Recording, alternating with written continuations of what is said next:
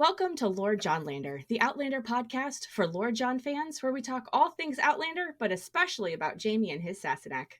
And sometimes we talk about Claire, too. We can't promise you much, but for the next half hour-ish, we can promise chaos and to make you question whatever life choices led you to listen to us. Before we get into it, this is your one and only warning that show and book spoilers are lurking around every corner. We're even going to spoil crap that never happened.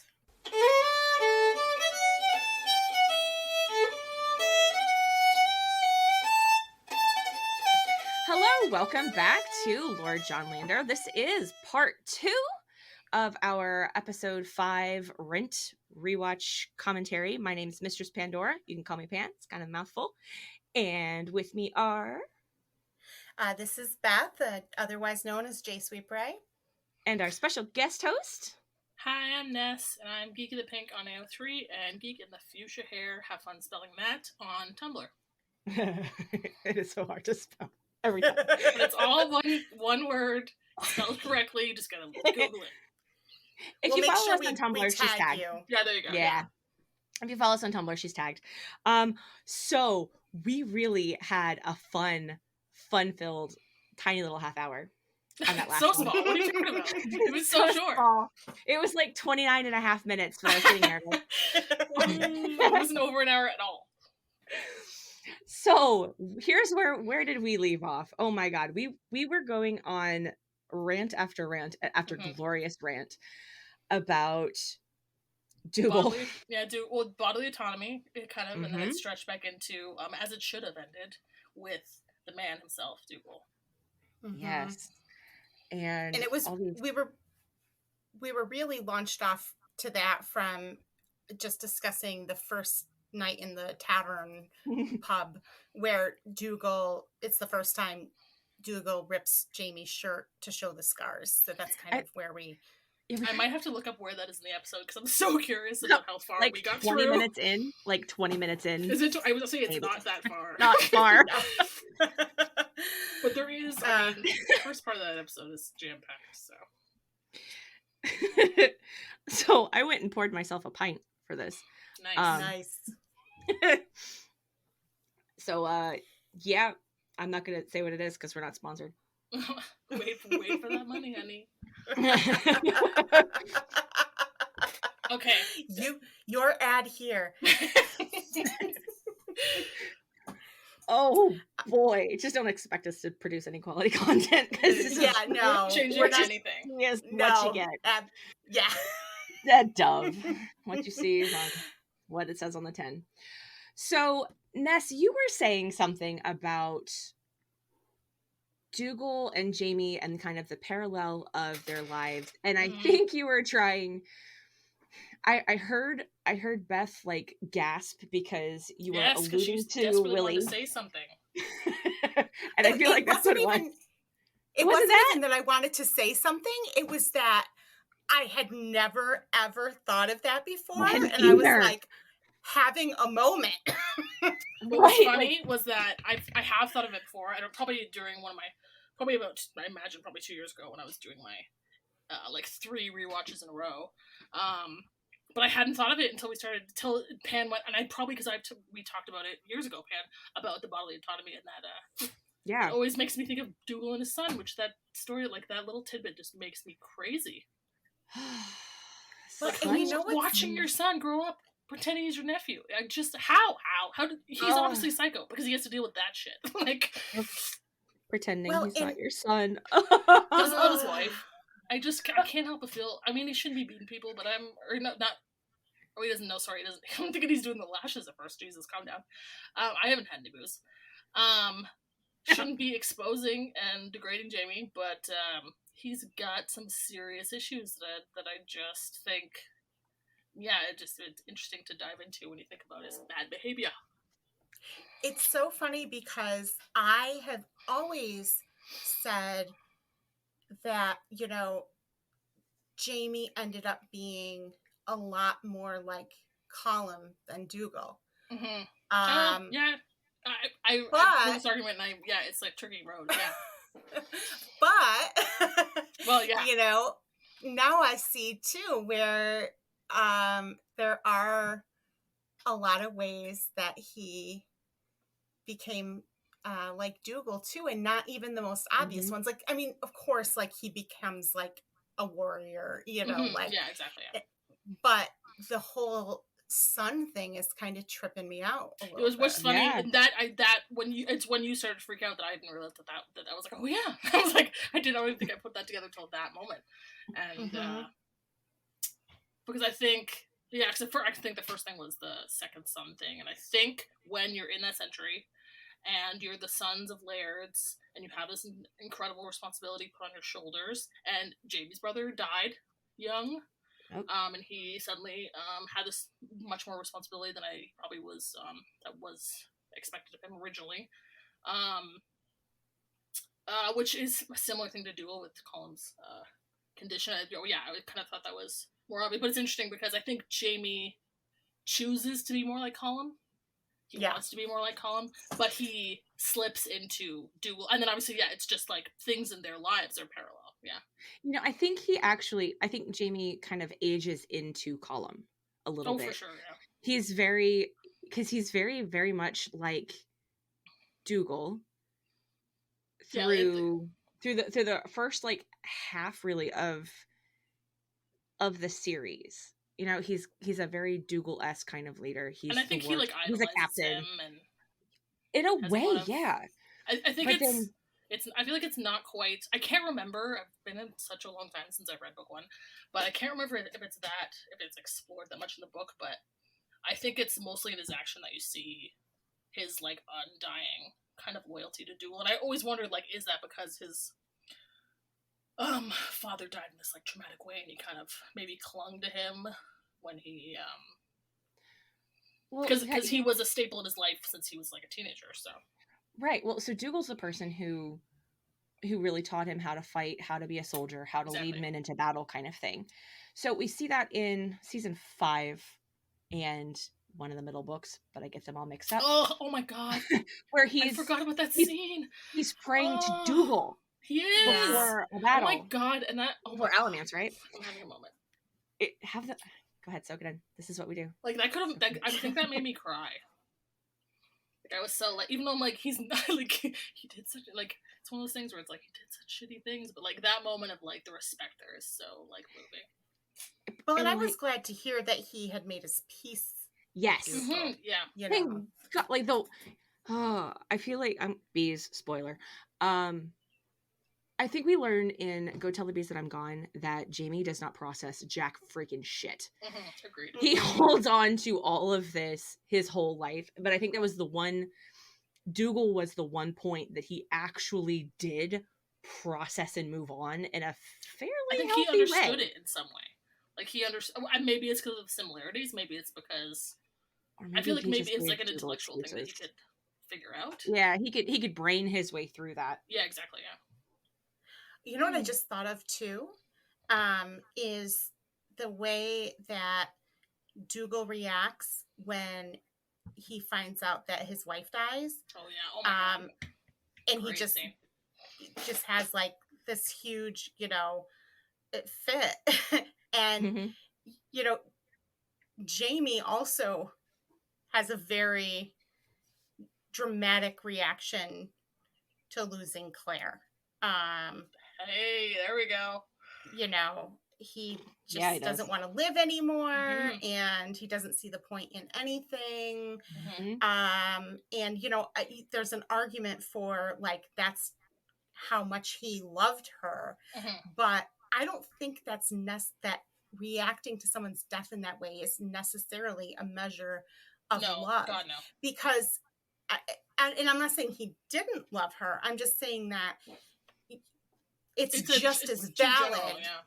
Yeah, it's just as valid to like have a reaction that you decide that for their sake you're gonna, keep on living, right? So that's just as much validity as the other. So it's interesting to see that he kind of had that even more extreme reaction. Yeah, that scene.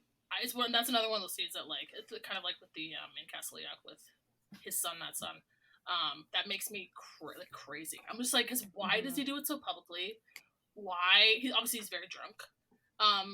the whole thing is he's obviously cheated on his wife for years. He's like says that he's in love with Galus like 5 minutes later, and yet he has this like such a dramatic reaction, and then he's like saying these things about how he treated her so badly, the guilt he feels is so encompassing. Yeah, and like I think that's a huge part of it. Oh, massive. And I think that maybe sets him apart from people like, especially Heather. I don't know why I have to point this out, but I'll say it anyway. Why? Like, that's an obvious reason why that sets him apart from people like Blackjack Randall, Stephen Bonnet, etc. Because they do not feel guilt about the people that they've hurt. But that scene makes I'm like it's such a genius character moment that I don't know if I'll ever figure it out, because it's just it's such a wild, I mean, not that he's kind of a showman and stuff, but I just think it's a wild thing to happen so publicly for him, and the things that he says, and it's so good because he's so calculating otherwise. Yeah. And other things, like he's very calculating. He's I don't want to say smarter than that, because I mean, emotions don't have to be logical. Mm-hmm. And that was clearly all emotion, but or was it? Because I'm like, is there an argument, or did I see one, or am I making this up? I can't remember. Is there an argument for he did this as a manipulation tactic? I don't think so. Which I don't. Yeah, I'm not quite sure about that either. I'm not sure about the motive and stuff behind that. Yeah. This has turned into the Dougal special. I know. Well, let's talk about Ned and Claire a little bit. Mm-hmm. Sure. Go back to them, because, once Claire makes it through that one night at the first night at the tavern, she immediately starts kind of trying to get information out of Ned. And, we talked about this before, how she has really bad judgment of character, because I really think she believes that Ned is going to be on her side. Yes, that's what I think is so. When she starts to like shit talk Dougal and what he's doing, and Ned's just like, and again, like I said earlier, he's at first Ned is like kind of amused, like, oh, how cute, like oh, and this is English lady. Yeah. And so she kind of sees them on equal footing, mm-hmm. Which gives her which she drops her guard again, which becomes trouble again later in the episode. Mm-hmm. And so after that moment, Claire's she's still just like burning up with rage about everything and getting angrier and angrier. Yeah, and possibly even burning bridges. If Ned wasn't such like a easygoing kind of dude. I know. And of course we know that she's feel. Yeah, I mean, and she's going to need him later. Right. Oh, and 20 years later, 25 years later even. Can we pause and talk about that first? Yeah, I was trying to find a place for it. Okay, so Ned, as we pointed out last time, pansexual icon. He's would try anything twice. Older, so older than he looks. Okay. Do they just give a description in the book about how old he might seem? I don't know, but he's still alive. Like, he doesn't. Ned is clearly immortal. It's you. Obviously, in season 3. When you see him again, you're like, are you kidding me? That it's this guy. So we were joking around last time about how Ned and Uncle Lamb would be so cute together, but Ned's clearly not dead. He clearly is immortal. I would say he's a vampire, except we see him outside in the daylight. He's not like sparkly or anything like that. God, no sparkles. Maybe he's got a daylight ring. Who knows? Right. I know there's times like in the later, not like in Bees, where I'm like just expecting Ned Gowan to just show up. Drop by. Oh my god, that'd be amazing. It doesn't look a day over 40, and everyone is so surprised. Gosh, Ned, you look He's the so only good. Actor they never age in the show. He just shows up. Amazing. So yeah, I'm gonna go with our new ship of Ned / Uncle Lamb is completely plausible, because He's still alive. Like, it's 2022. He's still alive somewhere today. Yeah, there you go. You can't convince Well, me otherwise. Days. Let me ask another question. Is Ned a time traveler? Because my gut, I never thought of Ned, the Ned vampire theory, but I have thought, is Ned a time traveler? Well, it seems to be a thing that just pops up, huh? Like, oh, you're a traveler. Because It does, feels randomly. like he would fit in. He feels like he would fit in with Master Raymond too. You know, yeah, there we because go. he didn't say when he got his education from the University of Edinburgh. True. He didn't say when. He Well, and we know that unless you're we know this from, what's it called, The Wind of All Hallows, or is that the one? Or I can't remember which novella it is, but we know that, like, you have to be a very powerful time traveler to go into the future beyond, oh, right, yeah, like, your natural timeline. Mm-hmm. But that doesn't mean Ned hasn't been bouncing around. Didn't do it. We don't know. Or that he could be from the future for all we know. Yeah. Because he says that he was looking for adventure. Well, true. What bigger adventure than going into the past? And, you know, he could have been like the Rev, you know, just really interested in Scottish history and, like, you know, gonna go back. Gotta go live it. Mm-hmm. And I mean, even the fact that he, as a man and of his station and things like that, educated, and obviously when Claire loses it, he has his judgments about her and stuff. But the fact that he even makes like some sort of friends with her at the beginning and a little bit through the first like half of the episode is I feel like an unlikely quality of a man from that century. Like, obviously he's a little more mild mannered, and I think the audience accepts it because he's like an older gentleman, and like, oh, an older gentleman talking to a younger woman. It's just very like docile and platonic, I guess, like immediately. Yeah. But I can't help but find that it's strange that he even makes that connection with her, based on a time period and stuff like that. So maybe he ain't from that time period. Mm-hmm. I mean, travelers do seem to gravitate towards each other without even meaning to. Yeah, there we go. Like, we see that with, Kayla completely means to, because she's a dog with a bone. She's following him around. She knows. She's got GPS on those people. Right. Tracker. Mm-hmm. But we see it in the later books and the later seasons as well with Donner, the other time traveler from North Carolina. So we see it with him. We see, like, they tend to gravitate towards each other in kind of strange ways without meaning to. And I mean, we could just argue that that's just good storytelling, or it's plot convenience, or whatever. But if we pretend like it's real just for 5 seconds, it's kind of an interesting, like, there is a certain gravity between time travelers. So it's not surprising that Ned and Claire would inexplicably have a soft spot for each other. It'd be nice to have some consistency with time traveling in general. So let's I'm going with that for sure. Ow, that hurts my head. It. Or maybe he recognizes her. Oh, yeah. Mm-hmm. You know, it's another thing. Now I want to write that. There we go. Oh, too many. My poor whip folder. Okay. Another thing too, not to totally get off the topic of the time traveler, but we have to remember that Ned himself is an outsider. He's a lowlander. True. So, right, yeah.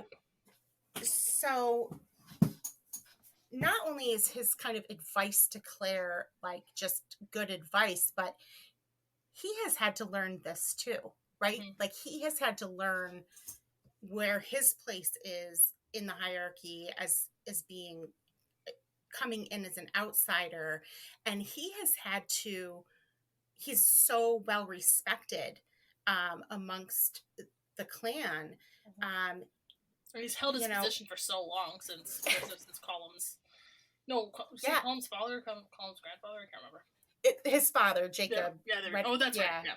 Red Jacob. You know, Claire could learn a thing or two from Ned. Oh, absolutely. Like, he figured that stuff Healthy out. respect Like, for authority. yeah, you know. But yeah, so, you know, he's become sort of accepted by them for the most part. But I do also think, though, when push comes to shove, that, you know, he knows where he has to be very clear about his loyalties, which is probably why he like completely snitches on Claire when she tries to convince him that, you know, Scotland will never be able to win against the English. Right. So that part was I remember this very distinctly from the first time I watched the season. There is a point in every book in every season where Claire pisses me off so much. I could just go for hours, and I'm not going to. I swear I'm not going to. But this whole immediately trying to dissuade them from the rebellion, from the rising. Okay, I get it. I get it. She thinks she's trying to save their lives. But what she is communicating to them is your cause is not worthy because you will fail. Yes. Yeah. It's like because it's odd because it's long odds, it's not worthy. And which goes against everything that they're raised to like be. Absolutely. Like all their core values. And maybe it's just because I'm too much of an ungrateful colonial to think any other way. But it is literally what she's telling them is because you guys are going to die, because it's dangerous, because the odds are not in your favor, it's not worthy, you should quit. And that's all they're hearing is not only does she not understand why this is important to us, she doesn't understand that sometimes it's not about the winning, it's about the rebellion. Yeah. That's it. Absolutely. Boom. That's the thing that pisses me off about Claire. Well, I think too, and it just goes against like, oh, you guys, your armies are not big enough, like you're not strong enough. Like, don't tell a Scottish Highlander they're not strong enough. They're gonna freaking run in there twice as fast. It's just the dumbest. Yeah. Not gonna make it better. Like that's all Dougal hears when she's saying that to him is, "You're not strong enough, Dougal." That's like diving right into his childhood trauma. Like, don't do it. Don't do it. That's just gonna make him rip Jamie's shirt more. That's gonna make him get more angry. That's gonna. It's just. Punch more trees. More. Oh God. Well, leave the trees alone. I'm glad you said punch the trees because I kind of accidentally led us to skip ahead a little bit because finally Claire has this moment in one of the taverns after like a couple weeks of travel, where I don't know, maybe she's actually listening for once instead of just like stewing. And she recognizes that they're saying "Long live the Stuart," and like it's just like the light bulb comes on, and then suddenly she has this flashback forward, where she remembers, once Frank again talking about the rising, once again sitting around with the Rev buried in musty books on his honeymoon. All not doing it. Talking history, reading books. Reverend. And she's in that really like sexy sweater. And was she wearing pants or skirt? I don't remember. Skirt, I think. I was looking at the sweater. But she's very like coy. What I love, because now that I've listened to episode 1 of you guys talking about this, when I was watching that episode, or when I was watching that scene, she's like very coy and very cute, and she had a flirty little smile. She had this really flirty moment of like, he teases her that she doesn't know something about the Jacobite rebellion, and she shows off. She just says the origin of Jacobite, where it comes from, and King James, and all the things that she knows about it. And then she gives him a little kiss in front of the Rev, claiming her man. or trying to. Trying to get cozy it's again. just so like she's so horny, and it's just reading books, to doing his job, which is history. You know. To be fair, Frank's horny too, just not for her. Just not for her. She's trying real hard. I mean, I think when she you know, goes into her little thing about the word Jacobite, I think, you know, that does get his attention briefly. Oh yeah, he's intrigued. Yeah. Nothing is, you know what, Latin is the sexiest language.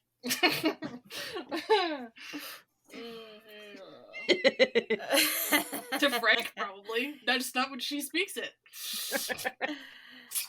But and I gotta backtrack again, because we didn't before Claire has this moment of, you know, realizing what's going on.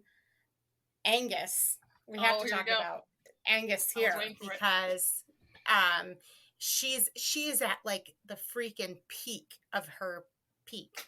Yep. So is he. They match in that way. And, you know, she's just, oh my God, I wanted to jump through the TV at her, because she is just like, she's being beyond nasty and rude at this point, where I'm not going to take food from thieves, and I don't want to sit with thieves. And I'm just like, girl, calm the fuck. What are you doing? This is my thing. Calm your tits, lady. It's okay. Yeah, and this is my thing. So, and I don't know if it's because of personal things, but when I watched that part, the scene right before, obviously they show the watch coming to the house, and they're burning the house, and they're taking the things, and what's already happened in the episode is that the baby's teething and won't breastfeed, so needs the goat's milk, and Dougal, they take the goat, and so I'm feeling maybe a little child sensitive at this point. And then Dougal even which I totally forgot about until I watched it this time, Dougal goes up and collects his cut. Yeah, his cut, whatever those words are, pheasants or something. But and I'm like, scandal. Was not happy with him in that moment. Obviously, this is the way of life. No judgment is absolutely valid. But I don't think her opinion of what happened, of the practice, is wrong. I think it's... I'm making the same judgment myself. I'm like, that's callous, that's cruel. It seems like slightly... Dougal, I thought you were about protecting the people, you ain't protecting these people. Conflicted definitely about it. But why are you saying it out loud to this little freaking honey badger? Like, I don't... Honey badger don't care. Why? Yeah. Like, you can have your judges. You can have your judges, we all do. Don't spout them to the honey badgers, to the Highlanders. Don't do it. Because all the Highlanders hear is English lady likes English better. Yeah. Yeah. That's all they hear. Highfalutin I am. And all they hear is, I know a way to do it better. I know better than you, and I don't approve of your way of life. I don't approve of your system of doing things. And what they're hearing is blah blah blah. I don't like Highlanders. Mm-hmm. Yeah. They're hearing her she's just convincing them that she's untrustworthy and that she's an enemy, and that she sides with these British soldiers who have come in and wrecked their way of life, trying to wreck their way of life, have destroyed and killed who they see as their oppressors. You know, yeah.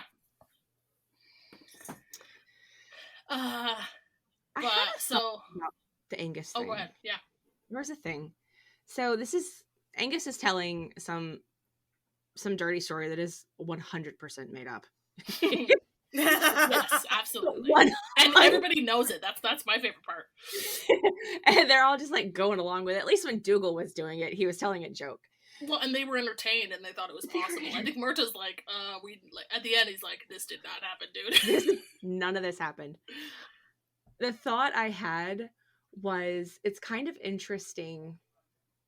This is apropos of nothing. It's kind of interesting that Jamie is one of the few men that you don't see telling these lewd jokes, these lewd stories. Mm-hmm.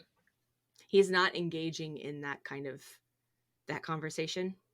Mm-hmm. Other than being a participant, yeah, or like a listener. Yeah. Like he's listening. He's kind of passive. He's not like he's not putting in his 2 cents or anything like that, or entertaining himself. Yeah. Anyway, I thought that was kind of interesting. But okay, it made me think of Pierre. But well, yeah, it's funny because he has a story that he doesn't want to tell. He can't, right? tell. Yeah.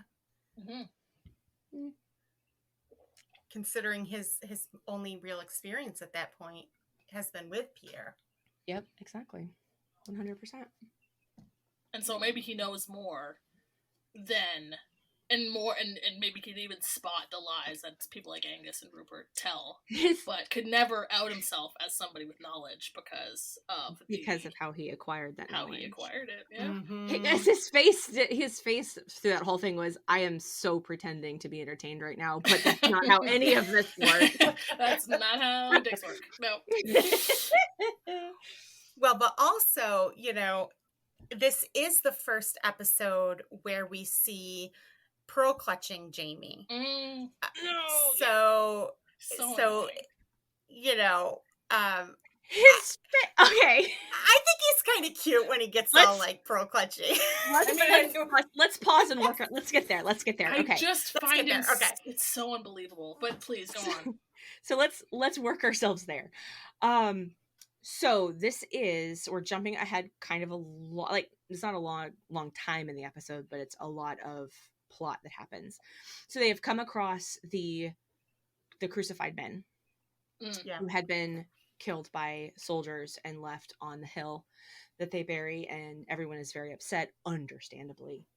Back to sympathizing with the Highlanders and stuff, and the back and forth of this episode. Right, we bring this back around to that, and they're staying at a tavern, inn, public house, whatever. And Claire is one of the few people who actually has a room, and she is sleeping obviously by herself because she's a lady, and that is, they don't mix. That is proper and safer for her. So she hears thumping outside of her door. Of course, we also hear the men in the tap room are yelling and shouting and carrying on, and it just does not sound like a safe environment. Like, it sounds so freaking stressful. It sounds so stressful. There is no sleep happening. But she hears some thumping right outside of her door, and she opens the door to brain whatever is out there with a candlestick. But instead steps on. Instead of locking the door and barricading it or something, she decides, let's just go towards the stupid. But as she goes towards the stupid, what she finds is Jamie. I didn't plan that. With her foot. with both feet. Tries to stomp the stupid out or something. I don't know. Steps on him, nearly breaks a rib or something. And we don't know. I'm sad that we don't know exactly where she steps on him. I don't think they quite. It's too dark from what I can remember. We said something in our first episode, I think it was, about Jamie's kink for, was it scary, angry, sweary ladies? Oh yeah. Yes, I remember that. And was this a step on me, mommy kind of moment? Oh, another. Is he trying to injure himself so that she'll rip off the clothes that she's wearing? What more? Mommy, you stepped on me. Bandage me up with your dress. Which now she's wearing this big wool dress. Lots of layers. He's gonna get injured a lot. Well, what was the thumping, anyways? Like, why was he thumping? I assumed he was like shuffling, or because he said he couldn't get comfortable. But like, oh Jesus! Now my mind's going there. Uh-oh. Was it rhythmic? Uh-oh. Oh god. He's only got thoughts of Pierre to keep him warm at night so far. So. Yeah, there it is. There it is. So he says, she steps on him and he climbs to his feet and says, I was trying to protect you. But I think this brings us to our Jamie Fraser erection scale moment. Yes. Love it. Yes. So, Beth, can you explain to Ness how we do this? Well, I'm gonna use my spreadsheet. To those who who don't know. So Pan has like a rubric, right? And I just go with my gut. And I have to. Oh God! Of course she does it analytically. I should have known. So, I actually would like to do a bit of a correction, from our episode on Outlander episode 104, because I think I went a little too high with my I think I gave it like a 4, and You did. and Pan, I think you gave it like a 2.5. And I have to admit, I think I was a little too Hard. That was a little too high. So I'm just gonna say that. So we're gonna course correct. That said hard. That being said, wait, do I go first? Yeah, because remember, I have a whole thing. I have a gut feeling too. Yeah. So on a scale of God. on a scale of 1 to 5 penises, how would we rate this implied Jamie Fraser boner So when she steps on him? I want to say that we're going to include both her stepping on him and her inviting him into the room in the scale. Things. So I'm going to go with a 5. Like he's, especially because of he was thumping, and she steps on him, and I don't know, and then she is like, "Come sleep in the room." The candlelight, her boobs are looking good, so I'm going with a 5. Wow. Should I go next? Yeah, Ness. Yeah. What do you think? On a scale of 1 to 5 penises. Yeah. So I had the opposite reaction because I felt like something I said in the first part of this podcast episode was Jamie's so back and forth with her in a way that I feel like I haven't seen since episode 1 when he first meets her and is unsure about her. And then I probably throughout the rest of the series that I can kind of generally remember.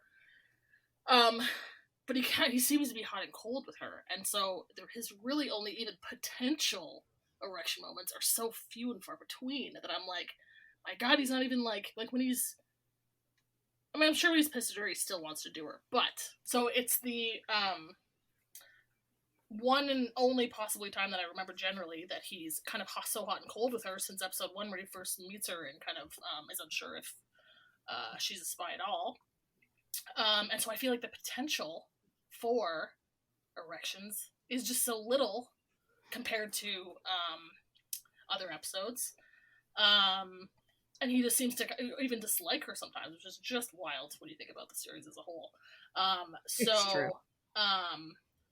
And because of his pearl clutching, I can't, his reaction to that moment, which obviously is very, you can say it's in character. There's lots of arguments that make sense for it. I think it's all the way down to a 1. Ooh. I think he's like, and then even like he's at the fire, he's punched the tree, he's like, go away. Like he's just like not that into her. He's having a bad time. He's having a really bad time. He's like, you're not making my life easy, Claire. I don't know how it feels. I would like to point out though that you said there's not a lot of opportunity for Jamie Fraser boners. We're 3 smut writers. Can I just? I mean, if anyone could come up with it. It's just not. It didn't happen in this episode. See, I don't think he's hot and cold with her, and I think that he is. I think at this point he's been wanting to bang her for weeks, and now he's on this trip with her, and as she does mention, like they're all kind of sleeping, prime opportunity. He's frustrated with her because she can't seem to get out of her own way. Oh, for sure. But he's got to try to balance. First of all, he's got his own shit going on, but he also has to balance his desire to protect her with not looking like he's just, completely well, that's and I do think it's totally justified in that sense too. But it's interesting to see him, and we'll talk about this after, because we have to circle back to it. It's so interesting to see him let somebody step up and try to protect her. When in an instance where she's kind of being verbally and physically assaulted, like later seasons, Jamie Fraser would not let anybody else get there before he did. So, yeah, I think he's just got his own shit going on, and I think he's also probably fed up with her a little, and trying to distance himself because I think he's like very sexually frustrated at this point. See, that's a good point. That's an excellent point. Absolutely. So, of course. So, so that's it's either a 1 or a 5. Yeah, either way. So, Pan, what did you come up with? So, okay. So, in my 5-axis scale here. So, the timing on this one is not so great because there's just a lot of not nice things going on. I would say that the hotness on this one was a little bit better, actually pretty decent because of the, the BDSM angle of step on me, mommy. Yeah, love it. She did actually step on him, so I give him higher marks for stamina, and the comedic value is just amazing. Mm-hmm. So this actually came out to be a 3.5 for me. 3.5. Look at that. All over the scale. I love it. Right in the middle. I am so bringing back that Mommy Claire thing. I love it. Oh my god. It's so appropriate. Oh god. But yeah, so pearl clutching Jamie, he's just his face, your reputation. His face was adorable. So like, you can't look her in the eye. He's wrapped up in his plaid, right? It's actually really kind of sleepy and adorable. And he actually like pulls away, like yeah. Is he even like at the threshold of the door? Like he won't even step inside the room? Yeah. Like that's somehow gonna make some huge difference. 5 centimeters. Like, oh god, it's okay. So well, and I think she's also putting words to what he is wishing would be able to happen. Right. So he's like doubly like is she reading my mind? Like, oh my god, but Jamie has these moments throughout the whole series where he's such a adorable prude. Yeah. Like but it's so cute. And it's like, why is it cute? Well, and then even maybe just because then she's always like, oh, let me, let me educate you about this, take it to the dark side, and then he's like the dirtiest. Yeah, likes the dark side. He just needs some education. Yeah. Well, he says like, I think it's in maybe Echo. He says like, she's like, oh yeah, like she's teasing him like, yeah, if you really were a virgin when we got married, and he's like, oh yeah. He's like, you don't believe me? He's like, all I had was my imagination. Like,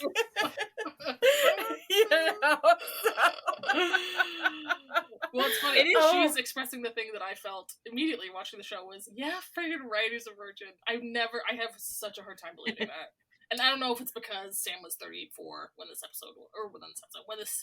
series started shooting and things like that, compared to a very different 23. But even 23, like, I just find it a little suspect. But we know about Pierre, so... We know about Pierre. So, okay, so this is kind of making me think, and we'll see if we can make this make sense. Who cares? Anyway, so he does kind of oscillate across the series between the pearl clutching kind of adorable prude and actually the judgy, but also being kind of like, for the time period, actually being kind of sex positive. Oh yeah. Okay. Yeah. So like he goes between the two. So it's like sometimes he remembers, oh wait, I'm bi. I'm not supposed to be talking about this so much. Like he feels like he's trying to rein himself in. Do other men not talk about the foreskin of like is this are people getting suspicious? Oh my god, he's the best. I'm just saying, how do you know? How do you know what a direct circumcised penis is like? No.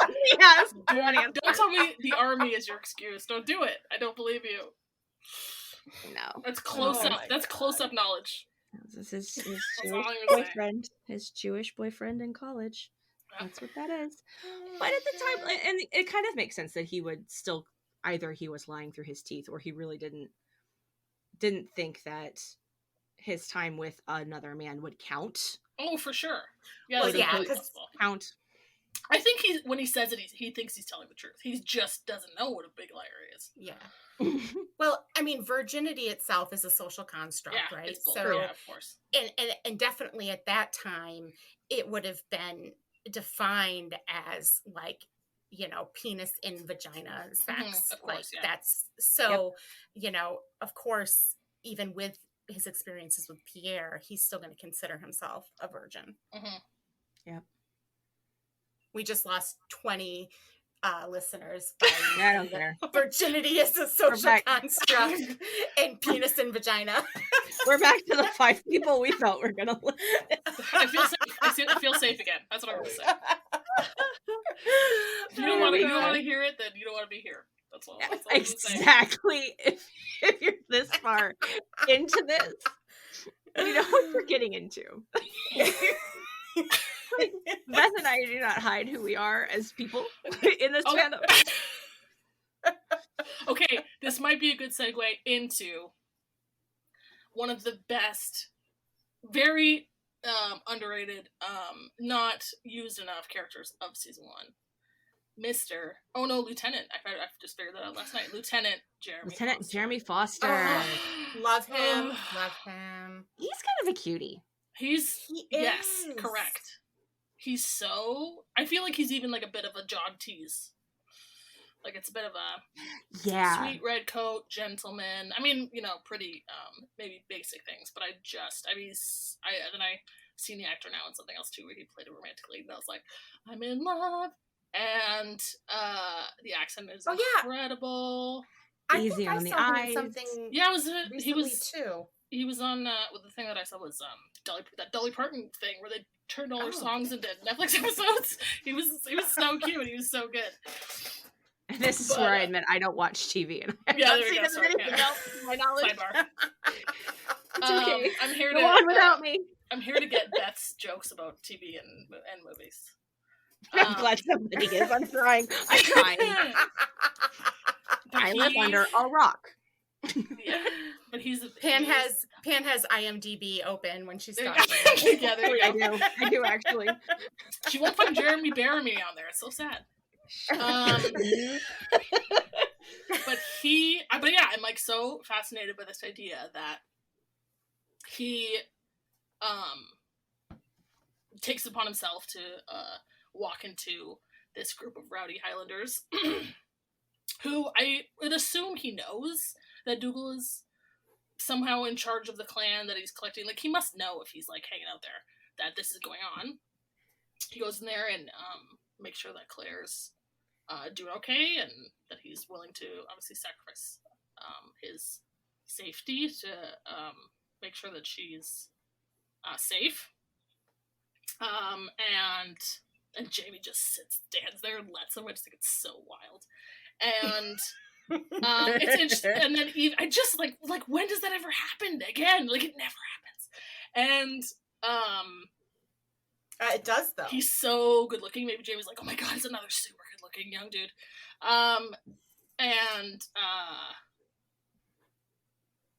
just love it because I think his that moment is so stands out so much in the episode, and so it's so much fun to see him pop up. Not only at the end of this episode, but then the Garrison Commander, and then even in season 2, it's like so much fun. Yeah, and he comes back at this episode in uniform with looking hot. Yeah, and Jamie makes himself scarce. Mm-hmm. He's intimidated. I think he wants to do Jeremy Foster. He's jealous. He's like, what could you worry about my safety? I will ship that. That's my honor. I might be projecting, but that's what I'm going with.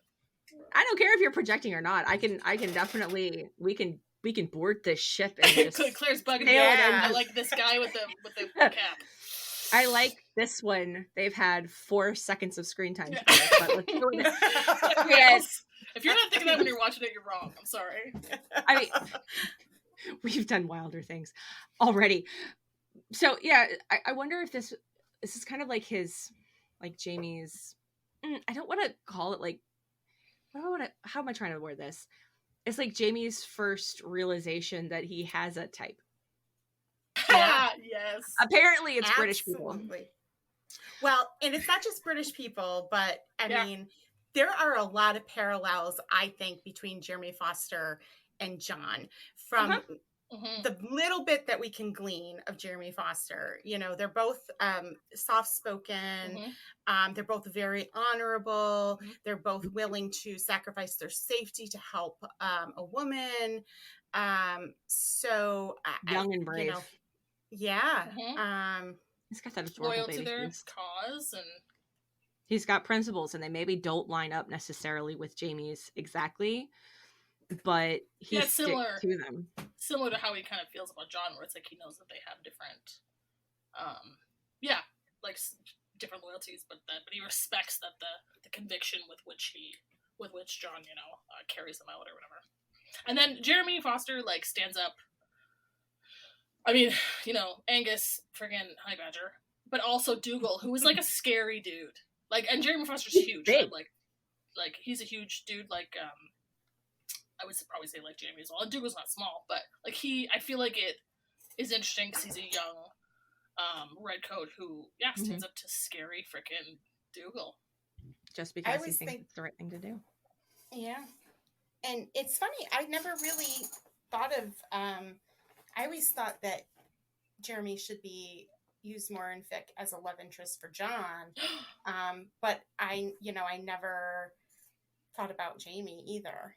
But I did actually use Jeremy once in a modern AU as John's love interest. Oh my god. Yeah. I watch this right now. I forgot until this episode that he was a character, and I need to fix that. Yeah, he's a highlight from season 1 for sure. For how little airtime he has, he takes up so much space in my head, rent free. Yeah. Oh, absolutely. I agree completely. Well, and then I love too in season 2 when he comes back.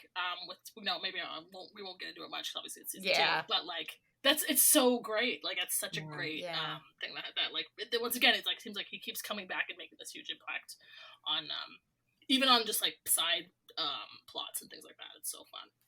I needed a side character for a fic I'm writing, and I think I just found one. Oh my god. Yeah. Can't wait. There we go. Okay. Can we talk a little bit about Jamie punching the tree? Please. Of course. Because every single time I read or see Jamie punching that tree, I think about, or I should say, every single time somebody disparages William for being like a petulant teenager, I always think of Jamie punching the tree because that is such. I mean, he's 23, but that is such a like petulant teenager thing to do. Oh, and I'm always like, so whenever people are like, oh, William, he's so immature. He's got such a temper. He's have y'all met his dad? Say that about him. Have y'all met his dad? Either of them, either father. Mini Jamie Fraser. Like he just so Jamie's 23 when we meet him, and when we meet William as an adult, he's like 16, 17, something like that. Just the commission, yeah. So he's obviously going to be a little more immature than Jamie was when we first met Jamie. Mm-hmm. But when you go back and like if you read Virgins, or if you just like think about what Jamie acted like even when he what's at the core of his personality and stuff, that he's quite hot-headed and even when he gives us that glimpse of himself when he's talking to Leary about a young Berkey of 16 wouldn't remember that was so terrible, right? Like I will never ever understand the disconnect people have with like having such revulsion towards William and never seeing that he's just like Jamie. Yeah, who is King of Men, greatest period love interest. Like, come on. He's probably even better behaved than Jamie. Well, that's the thing. He's definitely better behaved than Jamie because he's raised by John. Yeah. There's no doubt that he is. I want to punch people. I'm going to save, since this is the longest podcast of our time, the longest half an hour that ever existed, I'm not going to go into my rants about the Bonnie Charlie that we mentioned that I had to hold my tongue so hard. We've got I'm not going to go into my William rants. I'm not going to do it. It's going to take another hour. I want to. I'm going to hold the rest of that, rant because there's so much more to come. But I just have to say that because that tree moment is just such a moment that I always go back to. when I think about like he's so capable of that. And he has and it's interesting to see him in a. Okay, I'm not going to get into this right either. Jesus, it's bringing up all this stuff. It's because it's welcome to Lord John Lander. I know, right? Because it brings up we finally see. Is this probably or no? I guess with Leary, like it's one of the only times we see Jamie in a private moment. That he doesn't know he's being watched. He doesn't know that Claire is like listening and things like that, and so it parallels my very great frustration that we never get enough Jamie perspective. Freaking never. In general, never. And so, how do you know what he's like? How do you know what he feels? Yeah. And how when he does bad things, when he does good things, that he doesn't act like a teenager every goddamn day of his life. You don't know because we haven't read it. We haven't seen it on screen. Don't tell me that he's not. Don't tell me that Willie's a villain. Don't do it. You'll regret your life. But also don't tell me he's not acting very similarly, if not the exact same way that Jamie would. And then, John has his moments too. Don't pretend like honestly, like he can't be a little bitch. Willie he is just like both of his fathers. He had this poor kid had no chance to come out any other way. No, there was no chance, and it makes for good conflict. Like, don't complain. Well, and you make such a good point about not getting enough of Jamie's perspective, especially in the beginning, because when we finally see Willie as like at least almost an adult, when he's on his own, we get bombarded with his perspective. Yeah, right? There's a lot right at the end. Yeah. We get so much Willie, right? Like as soon. Sorry, I'm so mature. So I'm not. He's so my baby. I'm trying to. Ever since he was cast by that hot actor, I'm trying to reconcile. It's difficult for me. But so we don't get a lot of Jamie, especially earlier on when he's a young man. Yeah, it's so in contrast to when he's young. Yeah. So of course you're going to see more of him, but we don't really get it we don't really get Jamie's point of view much later either in the books. I mean, like there's so many moments when it's so obvious that it should have been him. That's what makes me crazy. His point of view. But it wasn't. It was like John's perspective or literally anybody else's, and it drives me absolutely insane. There could be a whole episode on that. Right. Well, we've never gotten like what happened in Jamaica from Jamie's perspective. Which, oh my god. Okay, we can't. We can't. We can't. Everything we want to talk about. We cannot. That's another episode that I gotta be on for. That's like 4 or 5 more episodes. That's my right Jamie there. John Awakening, that episode. I'm sorry. I'm such a chaos demon. But you're right. Yeah. We're all writers. We know. How is that not from how is that never discussed from Jamie's perspective? And I don't like those things when later on Jamie's like, oh, I'm gonna divulge to you, Claire, about what happened during this thing that was confusing between us that we never discussed until 20 years later. Oh my god, don't. That's another thing. But breathe. But I don't trust his jibber jabber fucking charismatic shit. I don't trust it. He is the unreliable narrator. All these fuckers are unreliable narrators. I want to see it happen. I want to see it. It's like a soap opera. If I don't see their dead body, they're not dead. Okay? I want to see it. I don't believe you. And it reminds me of Ferris Bueller. Yeah. Just roll our old bones in here, and then we'll give you the day off. Exactly. Oh my god. Okay. All right. No, okay. Let's take a moment. Let's rein it in. We've got to get back to Rant.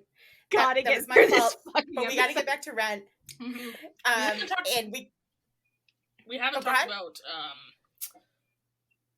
Angus and Rupert. I feel like we referenced it kind of a bunch of times, but we didn't talk about that extensively. Should we do it quick, or we can? I mean, I just think there's. Okay, this is my thing. We've talked about how Claire is so her behavior is so teenage. Jamie's got his teenage moments. she's like stepping in it on purpose and creating the chaos and stuff. But like, once again, I'm so glad that I thought of Honey Badger, because I was like, what? Like, there's nothing more appropriate for him. It's just like, he's a man, he gets to do what he wants. I'm like trying to think through this now. He's a man, he gets to do what he wants, he gets to act how he wants. Everyone's like, and then Jamie's like, oh, he's a clodhead or whatever. Dismisses it. But he puts, is it a knife? He puts a knife in her face and holds her shoulder. Like, he's a little, okay, this is the thing. Oh, now I'm getting into it. Okay. Oh, shit. He's a little dude. I don't remember, and once again, I have vague memories from book 1, but I don't know if he was written as a little dude. But so I wonder if that's like a casting trick or who knows. But if it's like, oh, he's little, he's less threatening. Or if maybe they're trying to type like, oh, he is threatening because he was little. Like, there's lots of different perspectives that it could have been like even a casting choice. But he's scary in this episode. Yeah. And then it's so strange. Once again, the flippity floppity in this episode, I can't handle it.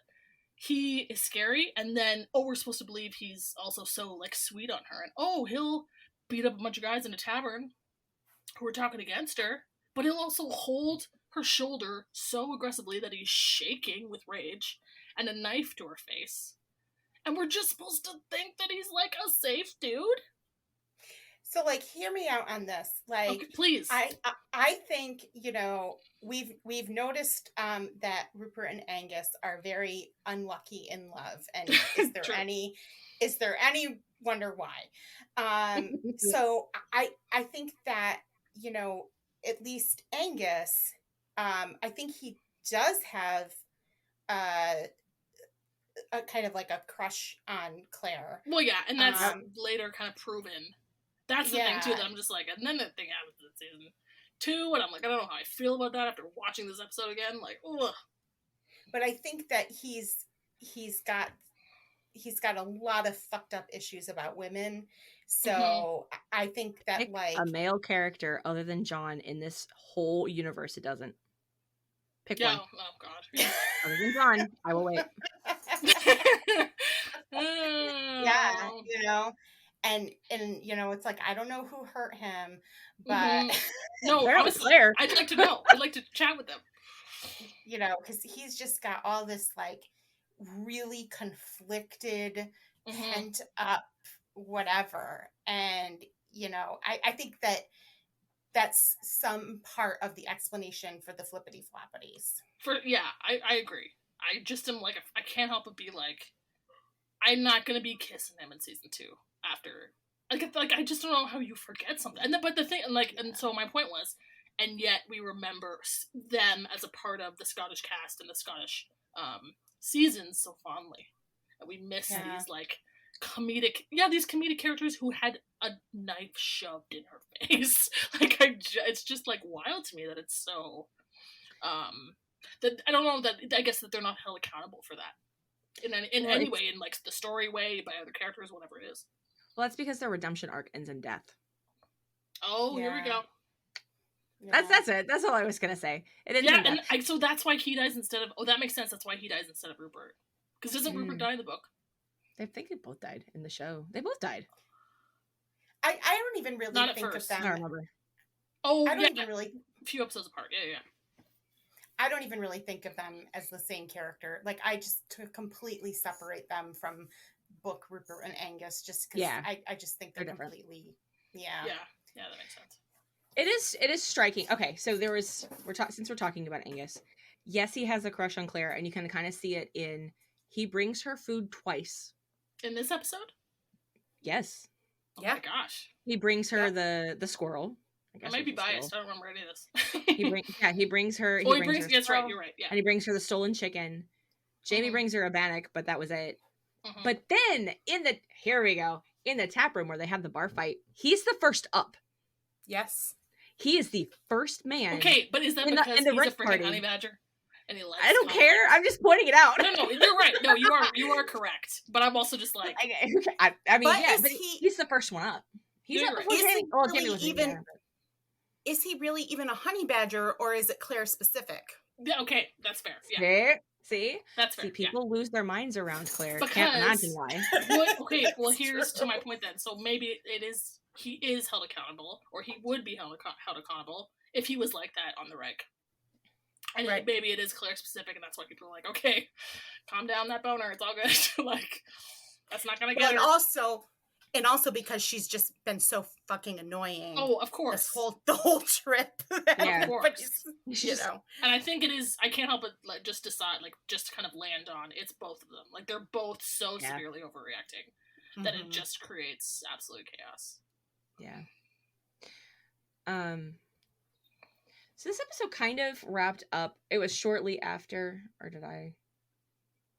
Yeah, it was pretty close, I think, after that, you know, Claire makes her little joke, and then, you know, everything, little redemption, you know, is kind of magically cool. better. And she's one of the guys now. I do want to go back to I want to go back to the bar fight though. Yes, because Myrta's line, it was your honor, we were defending. We could insult you, but no one else can. Ugh. Yeah, I have. And it's just, I can't. Okay, I have issues. Yes, I do have issues. Thank you. Me too. You first. So no, this is kind of paralleled for me because I can make anything do this. The Scottish prisoner. Towards the end, when Jamie, and I'm paraphrasing here, but Jamie tells 12 Trees, "Hey, nobody calls my boyfriend gay but me." And then they exchange duels and they get married, and that we're gonna have to save that. We need to do a read. The whole thing. But yeah, so it was kind of that. Scottish I just wanted to, I can say something, but you can't. I can say this thing about this person I deeply care about, but terrible. You can't. But like foreshadowing. What is it, Echo or whatever, of I can beat my boyfriend up, but you can't challenge me for duel. Which is how I feel about it, basically, is like, I can abuse you as much as I want, but when other people do it, you know, that's what the problem is. And aren't I such a good guy because I don't let other people abuse you? Well, and that's just toxic masculinity. Like, I mean, I think that's such a toxic masculinity trope. Yeah, right? Yeah, that's true. You see it. I mean, you see that trope played out in contemporary stuff too. You know, like, you know, she's my little sister, and I'm gonna, you know. I was just thinking about siblings. Yeah. Yeah, like I'm gonna tease her, and like basically, like, I mean, sometimes to the point you see like where it's borderline abuse, but then, you know, if anybody else says anything to her, I'll beat him up, you know. It's like that protectiveness then makes it okay, and like it forgives things, and we could go on and on about that with Jamie and John. We probably shouldn't in this particular conversation, but we absolutely could.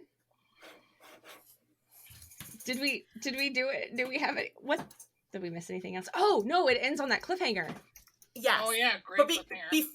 Before we get to the cliffhanger, I just wanted to point out that I just had a little fact that I thought of while I was watching this. So while they're traveling in this episode, the scenery is absolutely beautiful. In fact, the very first shot of this episode where Claire is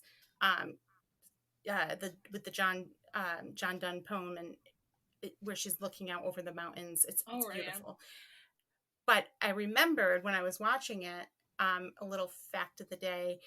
So the Scottish mountains, for those who don't know, are actually part of the Appalachian Mountains. It's the same mountain range. Yes, which was the Central Pangean Mountains before we split apart. So, just a little fact. Just had to throw that in there. We've got to educate people at least a little bit. It's really cool because the Appalachian Mountains, they get a lot of crap because they're so small, but they're older than bones. Ooh. Just Google it. Yeah, love it. But that does bring us brings us back to Lieutenant Jeremy Foster, who we could wax poetic on for a while. For apparently a very long time, but we probably shouldn't. Shouldn't, and definitely shouldn't come up with a 50K fic of his love story with John. I don't. I mean, we could. But yeah, so this episode ends on kind of a cliffhanger where he has asked, Lieutenant Foster has asked Claire if she's all right, if she's here under her own free will, and she doesn't answer, which is kind of an answer. Mm-hmm. Mm-hmm. And we have to wait till episode 6, Garrison Commander, to see what she happened. Says to him. So that's, and I think, yeah, it's the first cliffhanger that we see that's kind of like gasp inducing, I might say. Yeah. Which I think the next episode has a similar one. Yeah, season 1 had some really good cliffhangers, you know, for sure. And they're very like soapy and dramatic in season 1. Like I really wish they'd bring it back a little bit. Yeah. So, well, I think this was fun. Okay, this is last point. Half hour or two. What I think is fun about right before Jeremy Foster shows up is that she says to Dougal that insane thing that we mentioned of, I'm trying to save your life. I'm trying not to get you killed. And he's like, what the just the look on his face, on Grandma's face is like what? Lady, read the room. Read the room.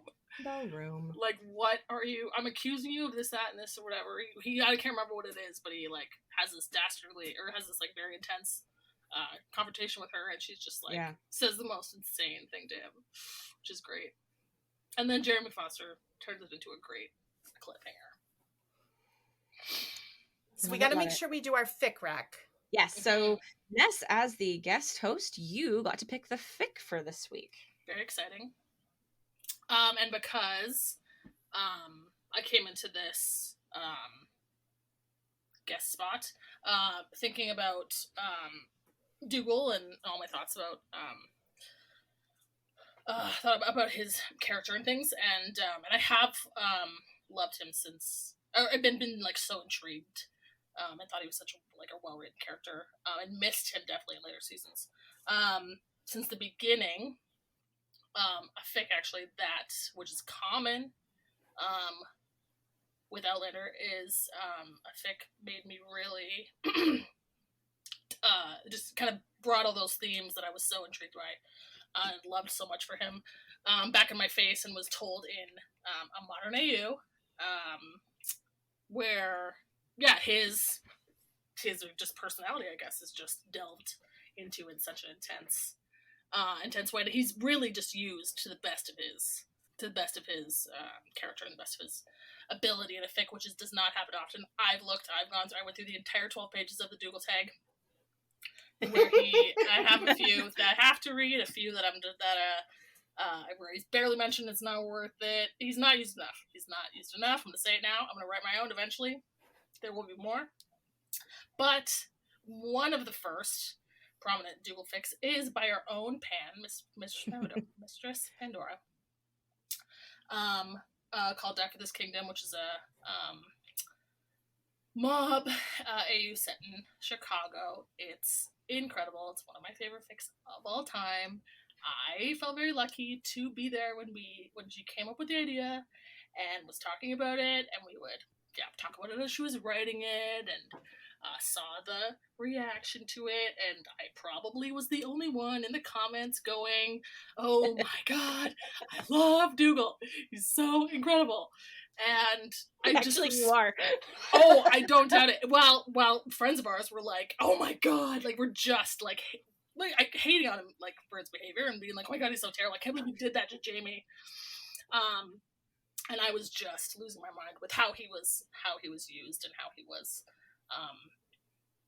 explored as a character, and just all his nuances were brought to the surface and stuff. I was just losing my mind about how I just respected his hustle. Really, and that's what it is. So read Die for This Kingdom. If you happen to play a hate game. Oh my god, he's a great example of that. That's exactly what it is. Maybe that's my type. I have issues. I'm gonna talk about it in therapy. So if you happen to check that out, read the tags, see the tags. It's very bloody. Yes. There's a very high body count. It's graphic. But do check out Ness's comments. Please do. I hope you enjoy yourself. So funny. I spent too much time on them. So yeah, we'll make sure that'll be linked in social media posts, so that you can go check that out if you feel so inclined. Highly recommend. All right. So this was fun, guys. We so did fun. it. This was fun. And I'm sorry. I know we keep saying one more point, but I always tell people this. I was saying, I think in the first part of our 105 discussion last episode, that this is the first time where we really start to see some of these characters and get into them and stuff. Yeah. And when people tell me that they dropped Outlander at like episode 2, I'm like, you have to get to episode 5. I remember I had watched Outlander by myself, and then my husband he watched it. I was doing a rewatch. He watched it with me. And on episode 5, like right around Claire's, realization, my husband turned to me and was like, "Oh my God, they're the good guys." Yeah, we didn't really. I mean, we didn't even talk about that. But yeah, it's a big reveal, really, because it's so like it's one of the. I guess you could say it depending on opinion if it's depending on your opinion if it's a good thing or a bad thing to be totally from.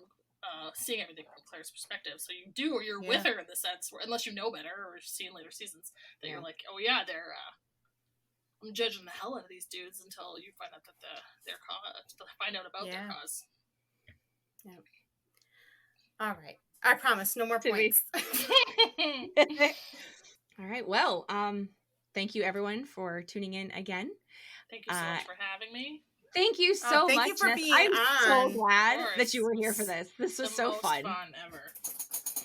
You really, really brought just so much great perspective. I'm so glad that you were able to join us. Thank you so much, Ness. Well, I can't wait to do it again in the future sometime. Yes. Yeah, I was going to say, we do have other guests planned. We do have Ness planned to be on again. So we really, it's really nice after listening to each other talk for 4 episodes to bring another, perspective in. And it's really nice. Yeah, thank you so much. Of course. Thanks, Ness. All right. Well, thank you everyone for tuning in, and we will talk to you next Friday. Bye.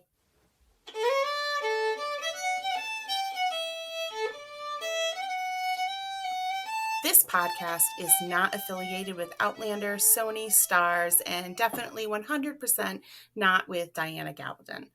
All opinions expressed are our own, and we may not even believe them ourselves. In fact, nothing in this podcast should be taken seriously as a general rule.